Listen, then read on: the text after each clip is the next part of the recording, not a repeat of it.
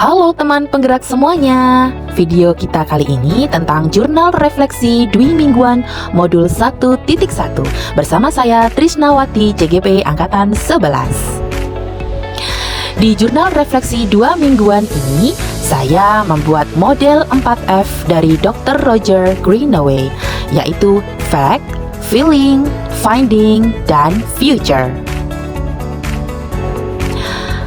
Sebelum mengikuti program guru penggerak angkatan 11, ada beberapa kesulitan yang saya temui. Yang pertama, saya memusatkan pembelajaran pada guru. Yang kedua, saya hanya mentransfer materi saja tanpa melakukan riset karakter. Yang ketiga, saya menuntut murid saya untuk mendapatkan nilai bagus dalam bidang kognitif. Yang keempat, saya mengesampingkan kemampuan afektif dan psikomotor peserta didik saya. Yang kelima, ketuntasan nilai saya anggap menjadi pencapaian akhir saya. Dan yang keenam, saya jarang memperdulikan suasana hati peserta didik saya. Nah, perasaan yang saya temui adalah dikarenakan saya menggunakan metode teacher center, saya menemukan murid saya kurang aktif dan cenderung pasif dalam menerima pembelajaran. Beberapa murid masih kurang paham dengan apa yang saya sampaikan karena saya belum melakukan riset karakteristik pembelajarannya. Murid merasa tertekan karena saya menuntut mereka dalam nilai kognitif akademik. Murid saya yang tidak menonjol dalam bidang kognitif cenderung merasa bosan dengan pembelajaran saya dan merasa terkucilkan karena saya fokus dengan aspek kognitif saja. Saya kesulitan saat mengetahui bahwa tidak semua murid mencapai ketuntasan nilai. Dan saya mengalami kesulitan dengan nilai akhir mereka karena saya tidak memperdulikan kondisi perasaan atau suasana hati mereka. Setelah saya mengikuti program guru penggerak, memahami filosofi Ki Hajar Dewantoro, dan mempelajari modul serta sharing dengan pengajar praktik dan fasil saya menyadari pendidikan sebenarnya adalah berpusat pada murid, agar mereka menjadi manusia yang merdeka.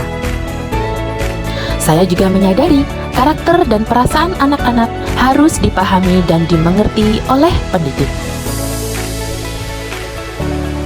Dikutip dari buku dasar-dasar modul 1.1 oleh Ki Hajar Dewantoro, selama ini saya hanya menuntut murid saya tanpa saya menuntun dan membimbing mereka sehingga mereka merasa tertekan.